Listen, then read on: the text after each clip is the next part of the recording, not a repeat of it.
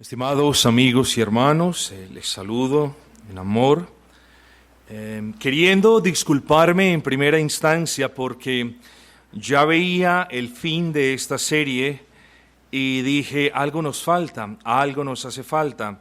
Claro, es menester, hermanos, hablar de esa esfera civil, pero no comenzando con el gobierno, cosa que vamos a tocar más adelante, sino hablando de la sociedad a la que hacemos parte, de la sociedad que nos rodea.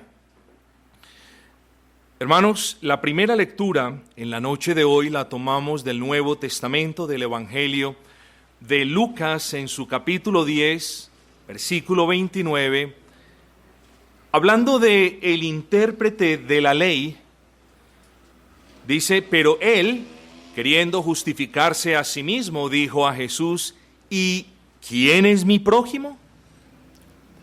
Vamos a utilizar este texto que vamos a desarrollar más adelante para hablar el día de hoy o comenzar a considerar el día de hoy la esfera civil. El título que tenemos para el estudio de esta noche sencillamente es la sociedad que nos rodea, sus generalidades. Hoy no vamos a entrar en detalle, vamos a hablar de cuestiones generales y espero que al final de este mensaje, de esta meditación, nosotros podamos entender una cosa que será evidente para ustedes más adelante, pero si entendemos eso, entonces todo lo demás podrá ser entendido de una manera más fácil, más precisa y de mayor utilidad para usted. Así que hoy comenzamos la consideración de aquellas maneras en las que nos relacionamos con la sociedad que nos rodea. Cuando hacemos referencia a la sociedad que nos rodea, estamos hablando de nuestro prójimo a manera general.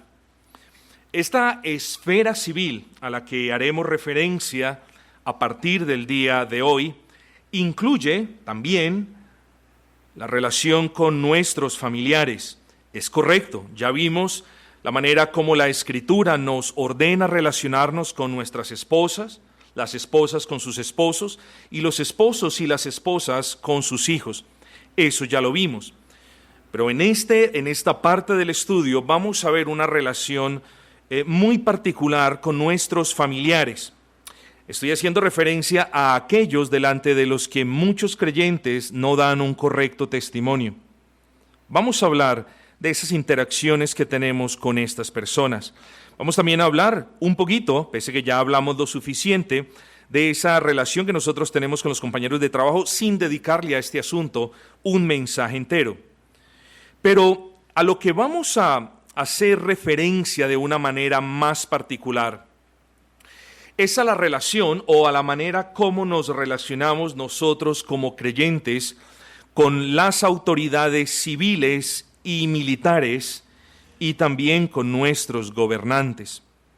Yo estoy convencido de que la palabra del Señor no nos da minucias y cuestiones detalladas, pero sí nos provee los principios necesarios para que nosotros podamos trazar a partir de la Escritura una manera bíblica de cómo debemos relacionarnos con estas autoridades, con los que nos gobiernan, con las autoridades civiles e incluso con las militares.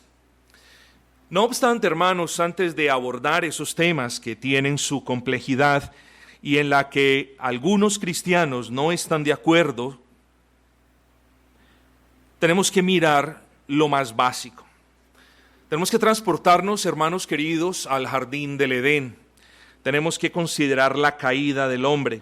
Si el hombre no hubiese caído, y estoy haciendo una hipótesis tonta porque todos sabemos que estaba dentro del plan de Dios permitir la caída, más que permitirla, decretarla de antemano. Nosotros, hermanos, si hipotetizamos que el hombre no hubiese caído, pues estuviésemos viviendo en las sociedades perfectas, sin pecado, glorificando al Señor, con una relación directa con nuestro buen Dios, permanente, directa, sin intermediarios, no tendríamos pecado, nos pudiésemos acercar delante de Él, todo lo obedeceríamos, etcétera, etcétera. Pero hermanos, es necesario para que nosotros podamos comprender ¿Qué sucede a nuestro alrededor?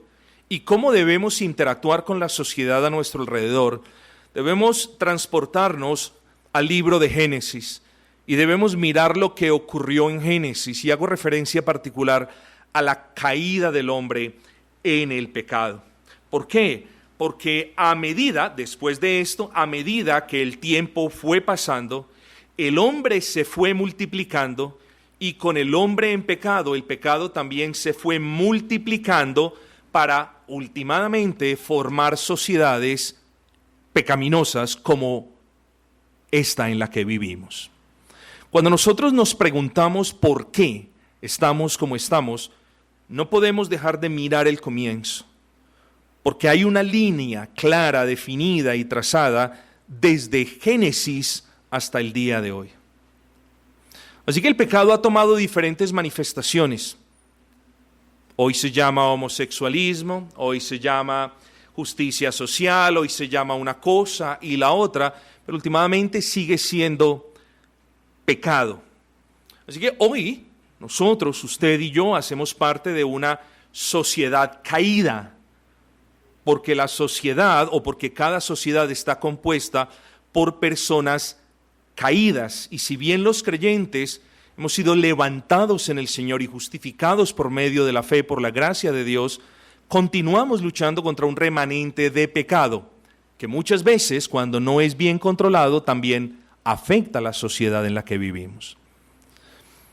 Así que, hermanos, para efectos del estudio que estamos llevando a cabo o que comenzaremos el día de hoy, tenemos que definir qué es sociedad. Y no importa, creo que me atrevo a decir esto, no importa la definición que le demos, vamos a estar muy afines últimamente a la definición real. No soy un sociólogo, no quiero serlo, no voy a pretender serlo, por lo que no voy a dar una definición elaborada de sociedad más que la siguiente.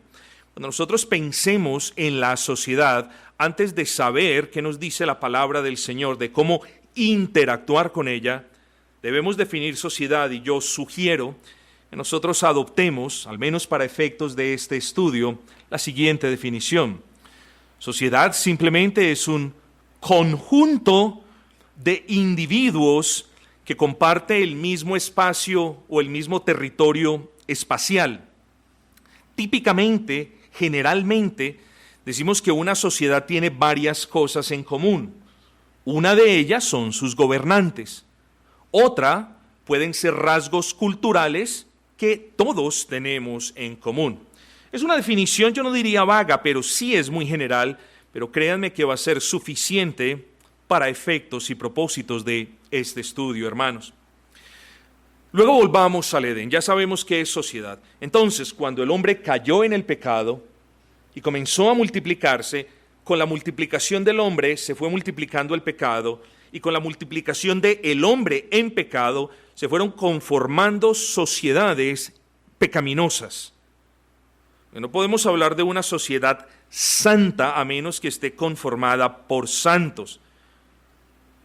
En esta constitución nosotros vemos cuestiones buenas, no tan buenas, y cuestiones perversas y horribles. Más adelante vamos a entrar a considerar estos puntos. Lo cierto del caso, hermanos, es que la primera sociedad, y hablando en términos bíblicos, la primera sociedad que se nos viene a la mente es la sociedad del pueblo de Israel.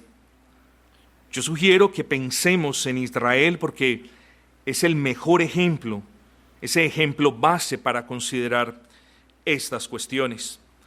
Israel, hermanos, era una sociedad teocrática, es decir, una sociedad en la que había un rey, Dios, y en la que había solo una ley, la ley de Dios. Ahora bien, cuando nosotros hablamos de la ley de Dios, no podemos dejar de mirar sus tres aspectos. Es muy triste que algo que se ha adoptado, que se ha creído por muchos años, en últimos días o en últimas generaciones, ya no se cree. Y hago referencia a los tres aspectos de la ley: a la ley ceremonial, a la ley moral y a la ley civil. Esto lo creyó la Reforma desde siempre, y esto lo han creído los hermanos mayormente desde siempre. Pero como les digo, últimamente, y no quiero entrar en esos debates, quizás toquemos este punto más adelante, pero últimamente incluso los autodenominados reformados están negando esto. Y digo lo niegan porque quienes lo niegan mayormente están diciendo toda la ley tiene que ser instituida en la actualidad. Toda la ley, los 10 mandamientos junto con la ley civil y la ley ceremonial tiene que ser instituida en la sociedad actual. Vamos a hablar de eso, hermanos, pero más adelante en otro estudio. Lo cierto del caso, hermanos, es que Israel, siendo una sociedad teocrática, note usted que no podemos hablar de sociedad teocrática perfecta. Era una sociedad teocrática, pero era una sociedad en pecado. Noten eso. Ahora bien, todos los estatutos relacionados con la ley civil, vamos a enfocarnos solamente en la ley civil, vamos a dejar de lado la ley moral, que esa trasciende toda la Escritura, y vamos a dejar de lado la ley ceremonial, porque ésta se cumplió en la persona de Cristo. Toda la ley civil, y eso es en lo que nos vamos a enfocar, tenía como propósito, y hablo de la ley civil para Israel, que encontramos aquí en la palabra de Dios, tenía como propósito regular las interacciones de los hombres dentro de esa sociedad. Esa ley civil tenía, repito, como propósito regular las interacciones de los hombres con su prójimo, pero también establecía las consecuencias o las penalidades de violar dichas normas. Hermanos, hay una cosa que debemos tener en mente. Esto puede sonar un poquito complejo, pero es de gran utilidad. La ley civil a la que estamos haciendo referencia fue dada a un pueblo típico. ¿Qué es un pueblo típico? Era un pueblo que en aquel entonces representaba unas realidades que habrían de suscitarse en determinado tiempo. Al tipo o a aquello que ejemplifica o que muestra la realidad futura se le llama tipo. Al cumplimiento de ese tipo se le llama antitipo. El pueblo de Israel era un tipo de iglesia, no era la iglesia, como lo afirman los hermanos presbiterianos, era un tipo de iglesia. Tenía como propósito tipificar la iglesia del Nuevo Testamento. Pero más allá de que entremos a considerar ese punto, hermanos, la ley civil de Israel fue dada a un pueblo típico y por lo tanto, hermano, esta ley civil no puede ser arrancada, traída e instituida como ley civil en la actualidad. ¿Por qué? Porque fue dada a un pueblo típico con propósitos particulares. Ahora, nosotros no somos el pueblo típico, somos el antitipo. Y lo que ellos representaban en aquel entonces, lo somos nosotros en la actualidad.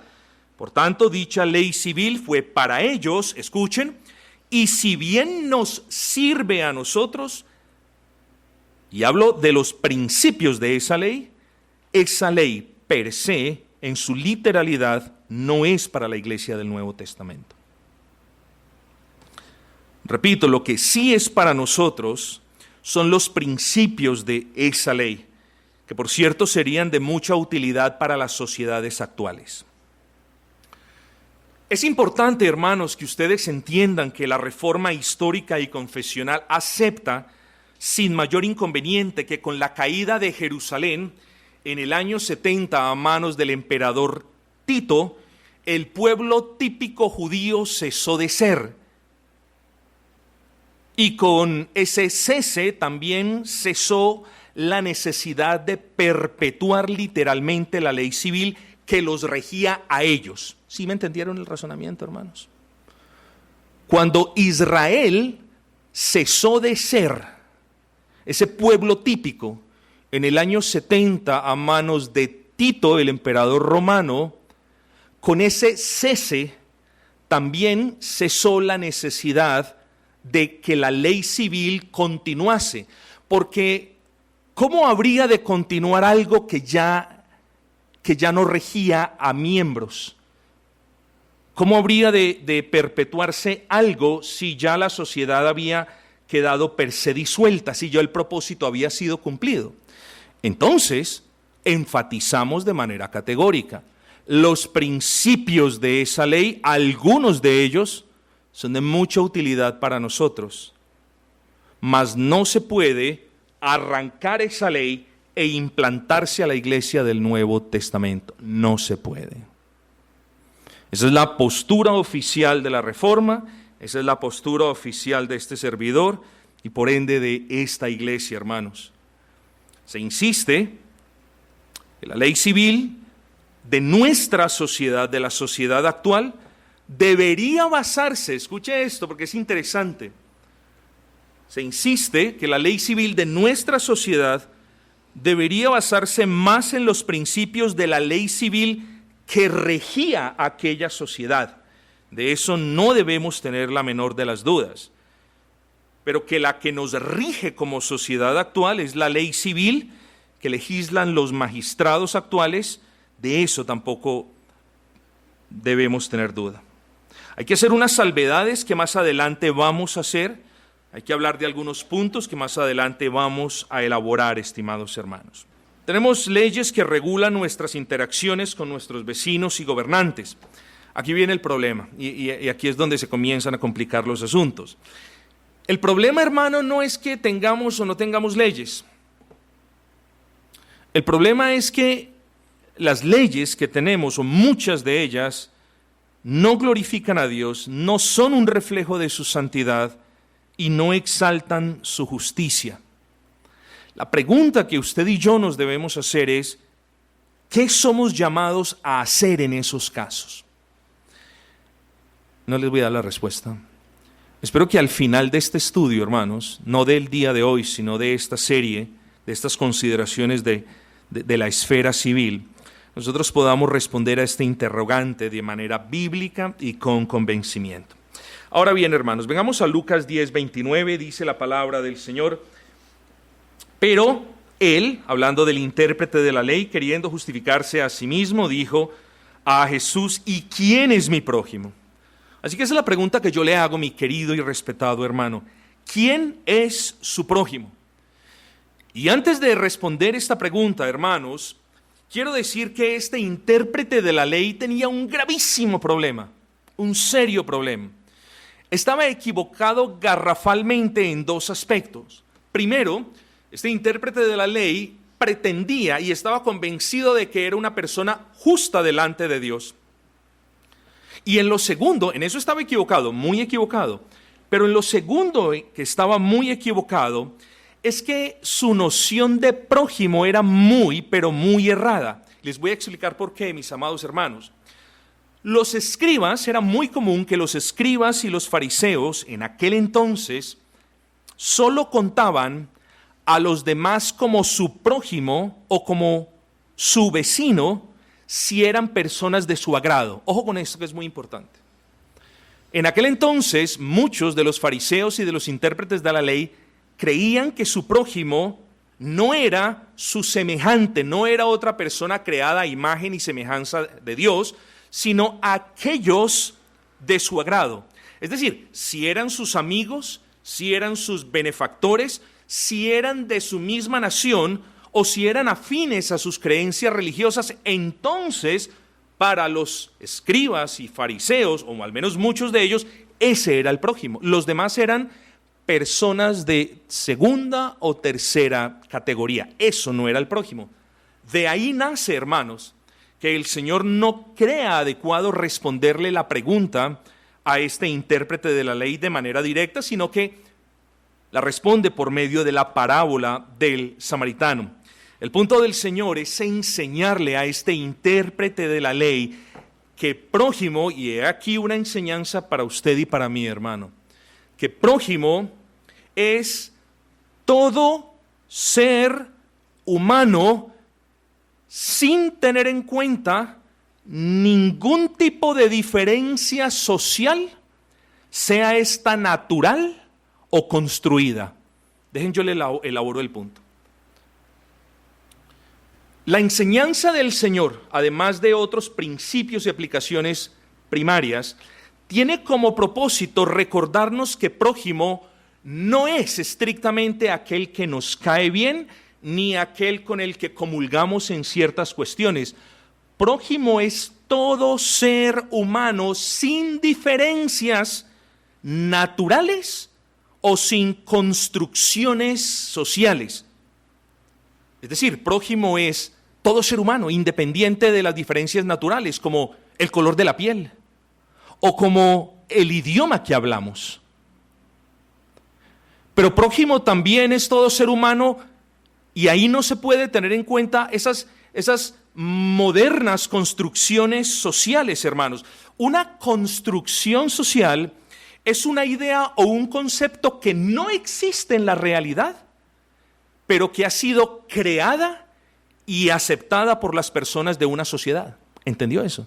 Por ejemplo, las castas en la India. Las castas en la India son un sistema social tan poderoso que no es permitido que una persona de una casta se case con otra. Se deben casar dentro de las mismas castas. Estas son construcciones sociales. No existen en la realidad, pero la sociedad las crea y se rige por ellas. Para ellos, los de las castas superiores, los demás son ciudadanos de segunda o tercera categoría. Bueno, eso es lo que el Señor nos está enseñando.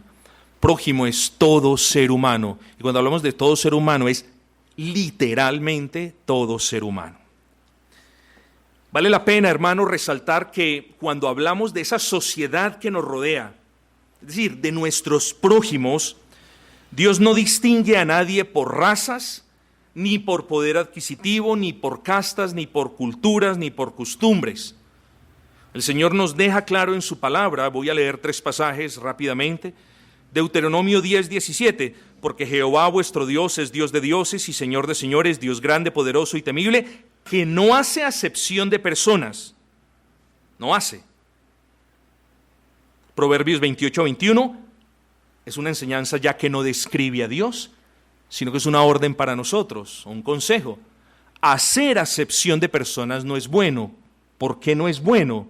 Porque si Dios no hace acepción de personas y el que Él no haga eso es algo bueno, pues lo contrario, decir que nosotros hagamos acepción de personas es algo malo. Así que es pecado hacer acepción de personas. Nuestro prójimo es todo ser humano creado a imagen y semejanza del Altísimo. Santiago 2:9, pero si hacéis acepción de personas, cometéis pecado. A ver, hermanos, ¿y por qué es de suma importancia no hacer acepción de personas a la luz de estos estudios? Porque nuestro trato para con el prójimo debe sujetarse al señorío de Cristo. Esto es, nuestro trato para con el prójimo debe sujetarse a las órdenes que Dios nos da en su palabra de cómo relacionarnos con ellos, sean estos buenos, malos, justos o injustos. Ahí ya comenzamos con una serie de cuestionamientos, con una serie de preguntas, porque es verdad, no nos relacionamos de la misma manera con nuestros hermanos en Cristo, con los que han sido justificados, que con los impíos, que con aquellos que aman y permanecen en pecado. No nos relacionamos de la misma manera. Y Dios no nos está pidiendo que nos relacionemos de la misma manera, porque es algo en contra de la naturaleza. Yo amo a mis hermanos de manera natural, los amo. Yo amo a los de la calle, a los impíos, de una manera misericordia. Es decir, tengo un amor misericordioso al ver su miseria y su estado. Simplemente eso me lleva a manifestarles el amor verdadero proclamándoles el Evangelio. Pero es un amor muy diferente y muy inferior al amor que yo tengo con los hermanos. Así que no estamos hablando de una paridad para todas nuestras interacciones, pero sí estamos hablando, hermanos, que nos debemos relacionar con todos, buenos, malos, justos, injustos, como nos lo ordene la palabra del Señor. Así que ninguno de nosotros, hermanos, nadie entre nosotros está en la libertad de relacionarse con el prójimo como el abuelo le enseñó o como lo ha visto de su papá, sino que esa esfera civil también debe ser sujeta al señorío de Cristo. Diré lo anterior de una manera diferente. Nuestra cosmovisión en lo que respecta a cómo debemos relacionarnos con los miembros de esta sociedad en particular y de cualquier otra a la que vamos, no depende de nada que no sea la palabra de Dios. Esto es, Dios es quien en su palabra provee los parámetros de nuestras interacciones con todos a nuestro alrededor. Y escuche esto, y no importa quiénes sean aquellos a nuestro alrededor, nosotros los creyentes debemos tratarlos como Dios nos lo ordena en su palabra. Así que aquí entramos a un punto. ¿Cómo debemos interactuar con la sociedad que nos rodea? Primero debemos tener en cuenta de que ellos no son seres inferiores como animales. Ellos son seres humanos y fueron creados a imagen y semejanza de Dios. Nunca se nos olvide. Están en pecado, como usted lo estuvo, pero son seres humanos creados a imagen y semejanza de Dios. Que la imagen de Dios esté desfigurada en ellos, lo aceptamos sin problema. No obstante, siguen siendo seres humanos creados a imagen y semejanza de Dios, contrario a los animales. Así que no son ciudadanos o personas a las que miremos por encima del hombro como si nosotros fuésemos más que ellos. Yo les recuerdo a ustedes, hermanos, que somos tan pecadores como ellos, con la, claro está, grandísima diferencia que el Señor nos salvó y nuestros pecados fueron perdonados una vez y para siempre. Pero somos pecadores como ellos, hermanos. Nada nos hace mejor que ellos. Así que no importa quién es el miembro de la sociedad con el que usted interactúe, no importa, todos ellos deben ser tratados con dignidad, con justicia, con respeto, y ya vamos a ver unas condiciones de ese respeto, e incluso con amor, hermanos.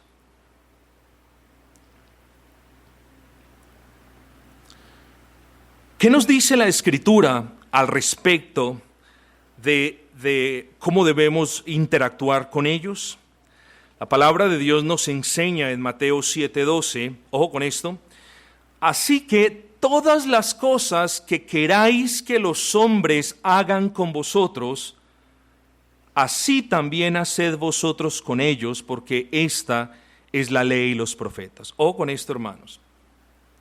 Y como no es muy común en este servidor, quise traerles, y les voy a seguir trayendo, unas observaciones muy particulares de comentaristas, porque sé que ellos tuvieron gracia para elaborar este punto de manera clave.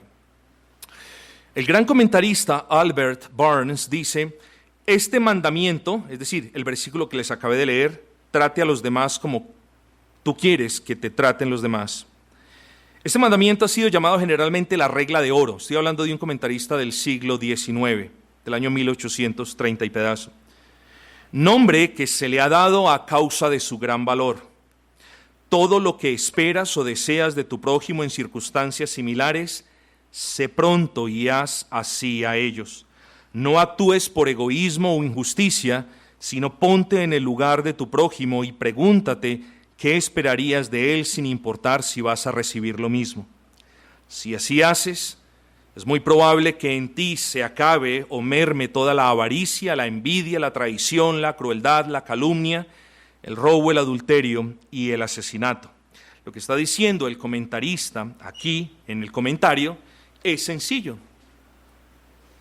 De la misma manera como usted quiere que lo traten los demás, así trátelos a ellos. No importa, y aquí es donde muchas veces no entendemos, que venimos a un versículo como estos y pensamos al revés. Es decir, como yo sé que ellos no me van a tratar así, entonces yo tengo el derecho a no tratarlos así. No, Señor, eso no dice la orden. La orden dice, el consejo es, trate a los demás como a usted le gustaría que lo tratasen. Y como a nosotros siempre nos gusta que nos traten bien, por ende estamos obligados por la conciencia a tratar bien a los demás, hermanos. El puritano Matthew Poole dice, un proceder que no sea así, haciendo referencia al mismo versículo, un proceder que no sea así hace inútil y vano el pretender que se sigue la religión tal y como la enseña nuestro Salvador Jesucristo. Si lo anterior no ha quedado aún fijo en su corazón, hermanos, recordemos de nuevo las palabras de Pablo en Romanos y en Gálatas, las de Santiago en su epístola y las de Cristo cuando avala el amor por el prójimo. Este intérprete de la ley, cuando el Señor le pregunta en el versículo 26, ¿qué está escrito en la ley? Este hombre responde, amarás al Señor con todo tu corazón y con toda tu alma y con todas tus fuerzas y con toda tu mente, y a tu prójimo como a ti mismo. ¿Y qué le dice el Señor? Bien has hablado. Es decir, eso tienes que hacer. Y esto tenemos que hacer nosotros, hermanos. Pablo en Romanos dice, Romanos 13:9, porque no adulterarás, no matarás, no hurtarás, no dirás falsos testimonios, no codiciarás, y cualquier otro mandamiento, en esta sentencia se resumen. Amarás a tu prójimo como a ti mismo. La segunda tabla de la ley se resume en amor por el prójimo. La primera, en amor por Dios. Y repito, la segunda, en amor por el prójimo. Gálatas 5:14, porque toda la ley en esta sola palabra se cumple. Amarás a tu prójimo como a ti mismo. Santiago 2:8, si en verdad cumplís la ley real conforme a la Escritura, amarás a tu prójimo como a ti mismo. Así que recuerden la pregunta que nos hicimos al comienzo de este estudio, ¿cómo debo interactuar con el prójimo? Al prójimo lo debemos tratar con respeto, con justicia e incluso con amor. Todo esto tiene un asterisco, porque hay unas condiciones y unas salvedades de las que debemos hablar y de las que efectivamente vamos a hablar, pero de manera general al prójimo hay que tratarlo con dignidad, con justicia, con respeto y aún con amor, hermanos. Es cierto que hay ocasiones en las que nos encontramos en disputas legales, en pleitos y similares. No obstante, a todos los miembros de nuestra sociedad debemos tratarlos como ya lo hemos dicho, y no hay excepción a esta regla. No porque yo lo diga, estimados hermanos, sino porque la Escritura no dice, bueno, es que si ese es pecador de este tipo, entonces ámenlo, pero no amen a este otro que tiene un pecado más escandaloso, incluso más, hermanos, porque esas personas están más profundas y están más atrapadas en el lodo cenagoso. Entonces, hermanos, aquí tenemos que hablar también de un límite y de una condición, porque somos llamados a respetar a todos los seres humanos. No obstante, nuestro respeto para con ellos y para con todos los demás que no son creyentes tiene que estar condicionado. No es un respeto incondicional o abierto como si fuera un cheque en blanco. El respeto que nosotros debemos tener por todos los miembros de la sociedad es o está condicionado. ¿Condicionado a qué? Primero, somos llamados a respetar a los demás miembros de esta sociedad si los derechos del justo no se ven vulnerados respetando los derechos de la otra parte. Me explico. Somos llamados a respetar aún a los incrédulos si en ese respeto no se vulnera la persona del justo. Es decir, no podemos respetar a un incrédulo si en esa expresión de respeto nosotros estamos atropellando a un creyente. Proverbios 18:5 nos dice: tener respeto a la persona del impío para pervertir el derecho del justo no es bueno. Ojo con esto. Note que este versículo no enseña a no respetar al impío. Mucho cuidado con esto. Este versículo no nos está diciendo, oigan, ustedes están en la libertad de no respetar al impío. Nos dice que ese respeto que le tenemos tiene un límite y un punto, y ese punto es cuando ese respeto ya se torna en una carga o en una ofensa para un creyente. Nosotros solamente debemos mostrar respeto hasta ese punto, y vuelvo, insisto, es limitado. Así las cosas, si un impío, por ejemplo, reclama un derecho, y eso lo vemos en la sociedad actual, un derecho que no es concedido por Dios. Por ejemplo, si un impío dice, bueno, yo tengo el derecho a escoger mi sexo, o tengo el derecho a hacer lo que quiera, nosotros tenemos, hermanos, la obligación, oigo esto, de tratarlos cortésmente, de respetar su persona, de respetar su integridad, pero no de respetar ni sus ideas, ni mucho menos sus prácticas. Somos llamados a respetar la persona del impío, la integridad del impío, pero no a respetar ni sus ideas, ni sus palabras, ni sus prácticas. ¿Por qué? Porque contradicen lo que la palabra dice.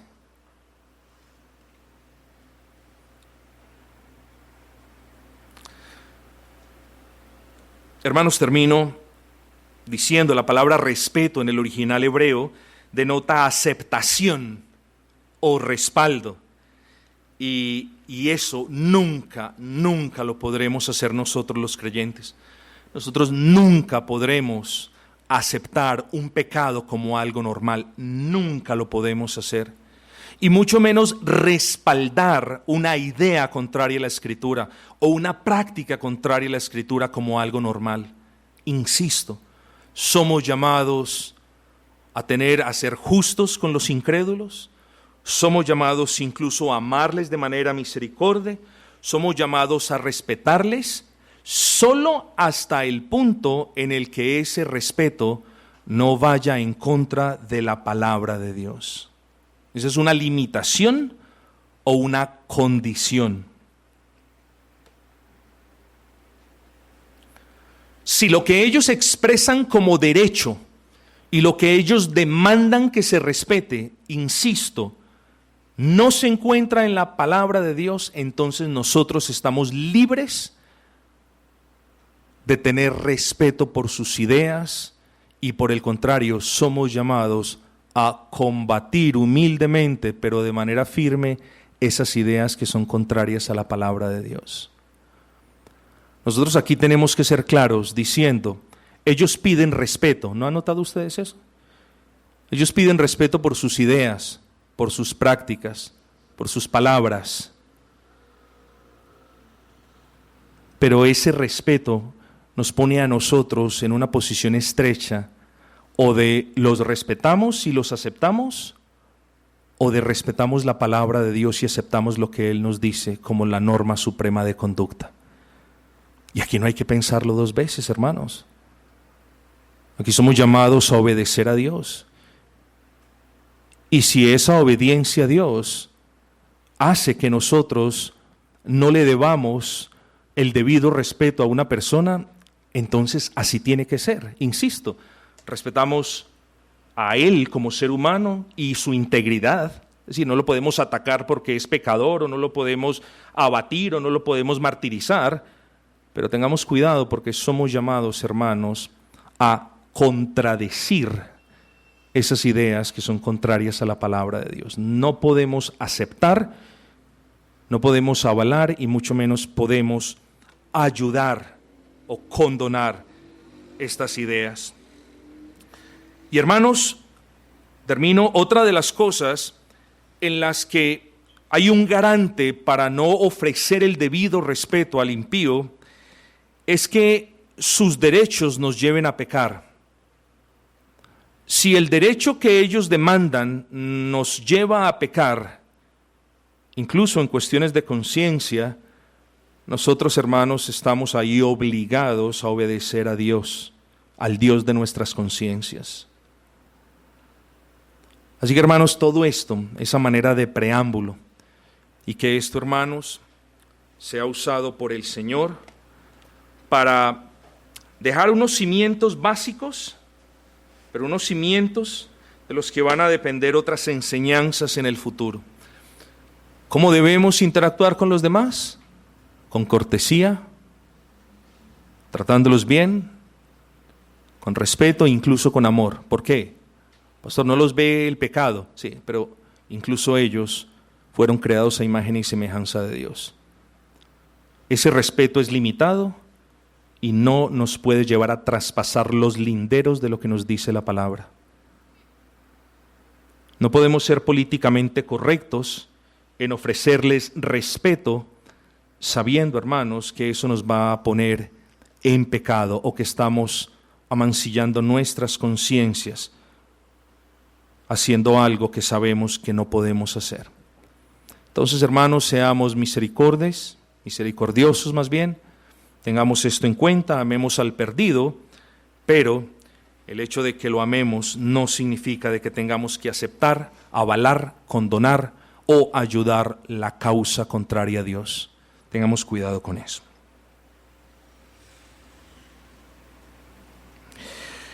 Vamos a cantar el último himno, es el himno número 85. Himno 85, todos juntos reunidos te alabamos, oh Señor.